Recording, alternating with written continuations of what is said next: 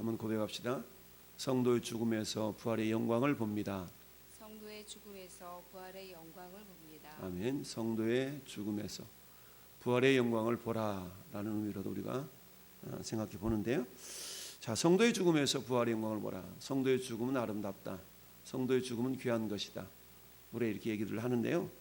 오늘 본문은 이제 드디어 여호수아를 마감하는 마지막 장면이 오늘 본문의 내용이죠. 자, 그동안 가나안 정복 전쟁을 이끌었던 여호수아가 어찌 보면 이제 2일 후에라는 말로 29절은 시작하는데요. 2일 후에라는 단어 속에서는 여러 가지가 함축이 되어져 있죠. 그래서 2일 후에라는 말은 가나안 거점 전쟁, 그 다음에 땅 분배, 그리고 정착 전쟁 약 15년의 세월을 함축하는 단어가 2일 후에라는 단어일 수가 있겠죠. 어찌 보면 여호수아는 자신에게 맡겨진 사명을 15년 동안 정복 전쟁을 다함에 있어서 최선을 다했고, 그보다 앞선 또 광야 40여 년 동안은 모세의 동역자로서 함께 그야말로 이스라엘 백성들을 인도해서 광야를 지나 가나안 땅에 들어오는 모든 여정에서 함께했던 그런 사람이었죠. 모세가 죽은 이후에 지도자로 세움받고 두렵고 떨리는 마음으로 사명을 잘 감당했던 이 여호수아가 드디어 110세에 죽게 되었다. 이런 것 보면, 자, 여호수아가 55년 동안 그야말로 모세와 40년 그리고 홀로 15년, 이렇게 55년 동안 그야말로 무던하게 충성스럽게 우직하게 그 사명을 감당했던 것을 봅니다. 여러분, 우리가 신앙생활을 55년 동안 한결같이 진득하게 할 수 있다는 것은 참 귀한 일이기도 하고 또한 감사한 일이기도 하죠. 왜냐하면 마귀는 오늘날 우는 사자와 같이 두루다니며 삼킬자를 찾는다라고 그랬어요. 한 사람이라도 예수 믿는 사람들을 무너뜨려서 그 믿음이 제대로 되지 못하도록 하려는 것이 사단의 전술과 전략이죠. 사단의 전략은 우리를 넘어뜨리는 것. 사단의 전술은 육신의 정욕과 안목의 정욕과 이생의 자랑, 이 세 가지라고 그랬죠. 창세 에덴 동산에서도 이 세 가지의 전술을 통해서 아담과 하와를 무너뜨렸던 마귀는 지금도 변함없이 육신의 정욕과 안목의 정욕과 이생의 자랑을 통하여서 우리를 무너뜨리려고 하고 있다. 그러나 여호수아는 하나님이 그에게 부여한 이 사명을 죽기까지 잘 감당했던 그런 사람이었다라는 것을 봅니다. 여호수아가 110세의 죽음에 그들이 그의 기업의 경내 딥나세라에 장사했다. 딥나세라는 에브라임 산지 가스산 북쪽이었더라. 에브라임 산지는 여호수아가 이 산지를 내게 주소서 하면서 갈렙에게 주었던 그런 산지처럼 이곳은 어떤 산지였는데, 이 산지는 세겜 서쪽 약 27km에 위치해 있는 굉장히 척박한 땅이었어요. 그런데 이 척박한 땅을 여호수아는 어때요? 한마디로 말하면 겸손하게 여기가 좋을 것 같네요, 여기 주세요, 그러지 않냐고 척박한 땅이었지만 묵묵하게 본인이 정착해서 살았던 그곳에 장사하게 되었다라고 이야기를 합니다. 여러분, 오늘 등장인물이 몇 명이 나오죠? 여호수아, 그리고 33절 보니까 아론의 아들 엘르야살도 죽었고, 죽음에 대한 이야기입니다. 여러분, 누군가가 죽는다라는 것은 슬픈 일이기도 하지만 우리 그리스도인들에게 있어서는 마냥 슬픈 일이지만은 않습니다. 왜냐하면 우리에게는 부활이 있기 때문이죠. 그래서 오늘 말씀의 제목이 성도의 죽음에서 우리는 부활의 영광을 봅니다. 여러분, 영광이라는 것은 나를 통하여 나의 나됨이 나타나는 것은 내 영광이고, 나를 통하여 주님이 드러나는 것은 주님의 영광이 되겠죠. 따라서 나를 통하여 먼저 주님이 드러나야만이 주 앞에서는 그날에 내가 내 영광이 있을 수가 있다라는 것을 우리는 늘 알아야 됩니다. 오늘 세 명의 등장인물 그리고 무명의 장로들에 대한 이야기가 나오고 있습니다. 그래서 요셉은 가나안 정착이 완성되기 전 약 400여 년 전에 이스라엘 백성들이 그야말로 요셉의 뼈를 이렇게 가져다가 나를 이 애굽 땅에 두지 말고 내 해골을 메어다가 가나안 땅으로 좀 이렇게 해달라라고 창세기 50장에서 유언을 하게 되죠. 그런 요셉의 유언을 받들어서 이스라엘 백성들이 출애굽할 때에 요셉의 해골을, 요셉의 뼈를 같이 챙겨서 나오게 되는 그런 어떤 신실한 모습을 보게 됩니다. 오늘 세 사람, 요셉과 엘르아살과 여호수아와 엘르아살과 요셉, 이 세 사람의 이름을 보면서 이 사람들은 이스라엘의 그야말로 역사에 있어서 그들의 여정에 있어서 굉장히 중요한 역할을 감당했던 사람들이죠. 요셉은 야곱의 11번째 아들로서 하나님께서 그 힘들고 어려운 상황 가운데서도 요셉을 애굽의 총리로 세우시고 그리고 야곱의 가족들을 그 가뭄 빈궁기에 그들을 살려내는 그런 사명을 감당하도록 요셉을 미리 먼저 애굽 땅에 보내어서 그 사명을 잘 감당했던 사람이 요셉이었죠. 그런데 요셉을 알지 못하던 새로운 왕이 이렇게 생겨나면서부터 이스라엘 자손들이 그야말로 고난을 겪기 시작하죠. 그 세월이 400여 년이 되었다라고 성경은 말씀하고 있는데 이 400여 년 동안 고생하다가 결국 하나님이 모세와 아론을 보내셔서 이스라엘 자손들을 이제 약속의 땅 가나안으로 들이시기 위하여서 그들을 출애굽시킬 때에 요셉의 유언대로 요셉의 뼈를 가지고 나와서 결국 야곱이 크시타를 주고 산 세겜의 아버지 하몰의 자손들의 그 근처에 있는 땅에 묻게 되었다라고 짧게 이야기를 하고 있습니다. 그러면서 또 한 사람 아론의 아들 엘르아살에 대한 이야기도 하고 있죠. 여러분, 엘르아살이 아론의 아들인데 원래 아론에게는 4명의 아들이 있었죠. 그 4명의 아들이 누굽니까? 나답과 아비후와 엘르아살과 이다말, 이 4명입니다. 그런데 아론이 사명을 다하고 죽은 이후에 그 사명을 장남에게 이렇게 맡기지 않냐고 엘르아살에게 그 사명을 위임을 했죠. 엘르아살은 아론의 3번째 아들이었는데 왜 3번째 아들에게 넘어갔나요? 우리가 잘 아는 것처럼 레위기 10장을 통해서 그렇게 넘어갈 수밖에 없었던 사실을 우리는 기억할 수가 있습니다. 하나님이 원하지 않는 그런 불을 담아다가 제단 앞에 제단의 불을, 원래 제단에 있는 그 불을 가져다가 향을 태우는 그런 향불을 피워야 되는데, 근데 그렇지 않았다는 얘기죠. 다른 불을 가져다가 하나님이 명하시지 않는 불을 가지고 향불을 만들어서 들이다가 결국 죽임을 당했다라는 사실이 레위기 10장 1절 2절에 나타나 있죠. 이건 무슨 말씀입니까?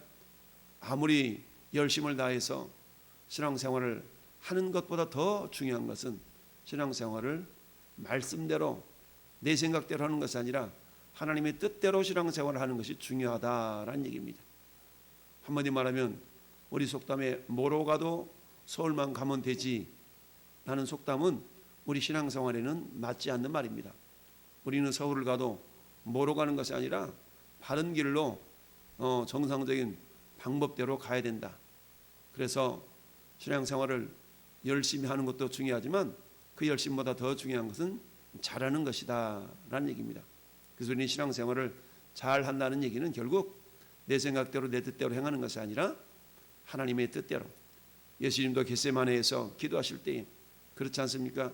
십자가를 지는 것이 고통이고 고난임을 아셨기 때문에 그 십자가를 지지 않을 수 있었음에도 불구하고 예수님은 철저하게 자기 생각대로 행동하는 것이 아니라 아버지여 할만하시거든 이 잔을 내게 옮기시옵소서. 그러나 내 원대로 마옵시고 아버지 원대로 되기를 원하나이다 라고 하면서 십자가의 길을 걸었던 걸 보게 됩니다. 이걸 통해 우리가 알 수 있는 것은 우리의 신앙생활이라는 것은 넓은 길이 아니라 좁은 길이다라는 것을 성경이 우리에게 다시 한번 깨우쳐 주고 있습니다. 그래서 아론의 아들 엘르아살이 죽었고 엘르아살을 뒤이어서 그의 아들 비느하스가 이제 또 대제사장 역할을 감당하게 됩니다. 그런데 31절은 의미심장한 말씀 우리에게 첨가해 주고 있는데요. 31절 같이 한번 다시 읽어볼까요? 이스라엘이 여호수아가 사는 날 동안과 여호수아 뒤에 생존한 장로들 곧 여호와께서 이스라엘을 위하여 행하신 모든 일을 아는 자들이 사는 날 동안 여호와를 섬겼더라. 자, 이 31절 말씀에는 복선이 깔려 있다. 이렇게 우리가 표현하죠. 복선. 우리가 소설을 중고등학교 시절에 국어 시간에 이 소설 내용을 읽을 때 복선이라는 건 뭡니까? 서술한 그 내용 가운데 또 다른 의미를 살짝 생각할 수 있도록 그 내용을 서술하는 것을 복선이 깔려 있다라고 표현하죠. 여러분 이 31절 말씀은 우리가 사사기 2장에 어제 새벽에 읽어보았던 것처럼 이제 여호수아 이후에 벌어지는 그런 모든 삶의 내용들을 우리가 사사시대라고 하는데 사사시대의 특징이 뭡니까? 사사시대의 특징은 그 시대에 왕이 없으므로 사람들이 자기의 소견에 옳은 대로 행하였다라는 말입니다. 여호수아 시대까지는 어때요?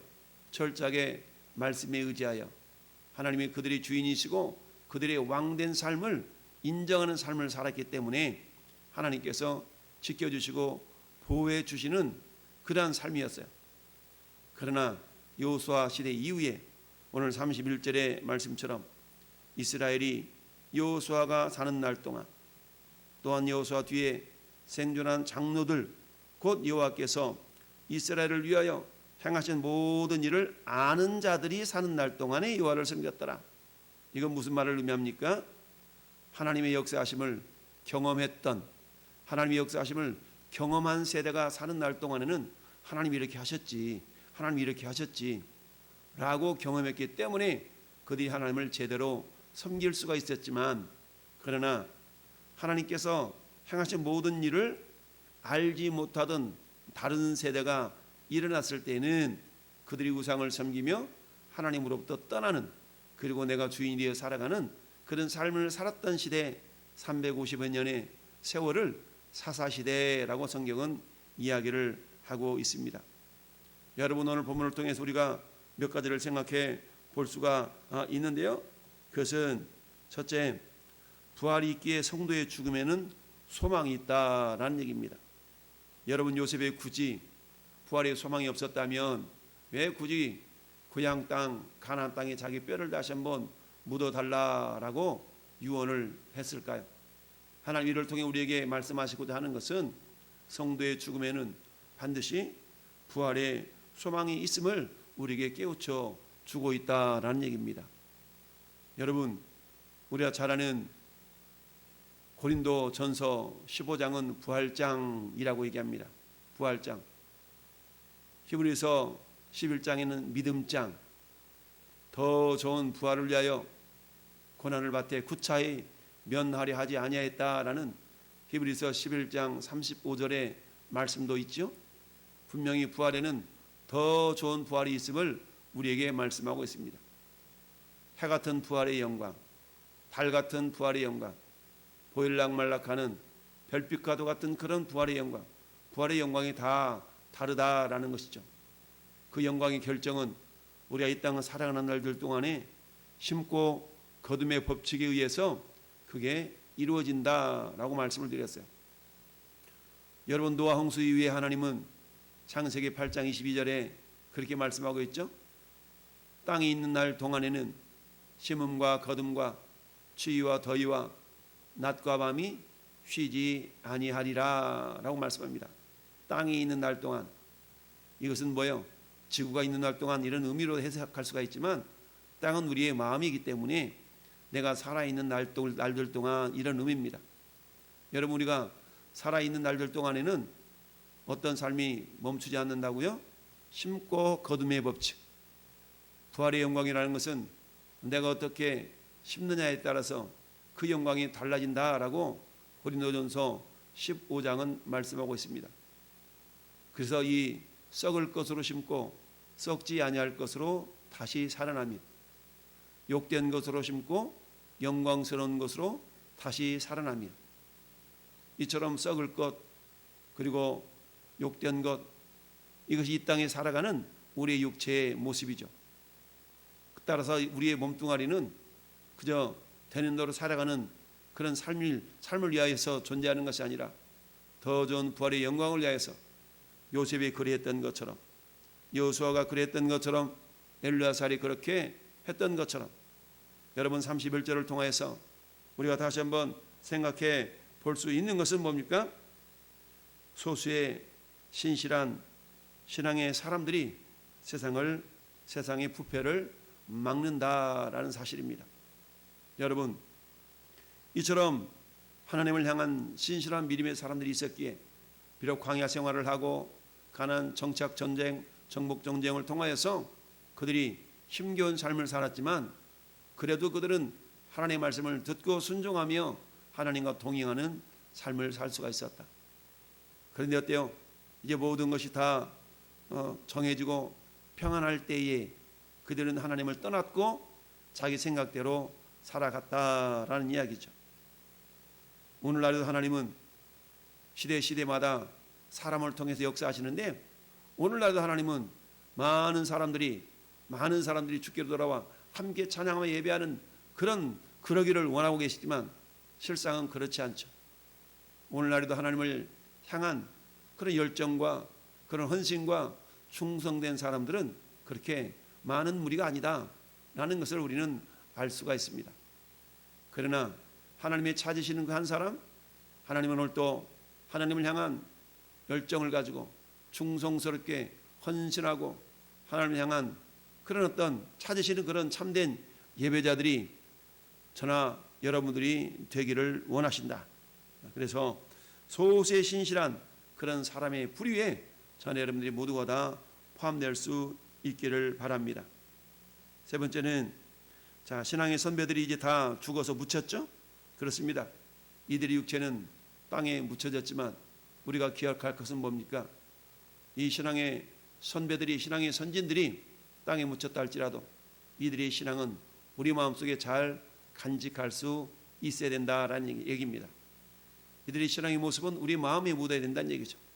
그래야 시시때때로 그렇지, 요셉이 그런 삶을 살았지, 그렇지, 여호수아가 그런 신앙의 충성됨을 보였지, 그렇지, 엘르야살이 그렇게 하나님 나라를 확장해 나가는 데 있어서 귀한 사역을 감당했지, 라는 믿음의 모범을 우리가 본받을 수 있어야 되는 것뿐만 아니라 저나 여러분들이 이제 우리 후세대를 향하여서 우리의 믿음을 제대로 잘 전수할 수 있는, 오늘 31절 말씀처럼 이스라엘을 위하여 여호와께서 행하신 모든 일을 아는 자, 여기서 안다라는 것은 여러분 경험을 통하여서 안다라는 의미의 단어입니다.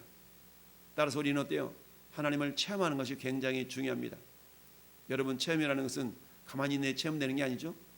우리가 그 말을 헌신하고 우리 마음을 던지고 시간을 드리고 물질을 드리고 마음을 드리고 심고 거둠의 법칙에 의해서 우리는 경험이 될 수가 있는 겁니다.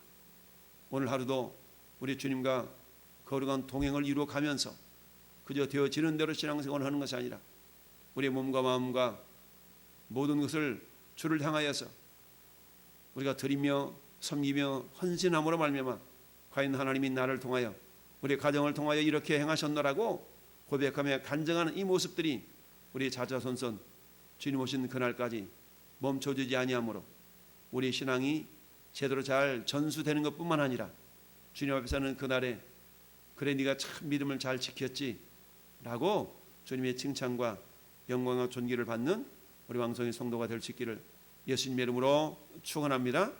아멘.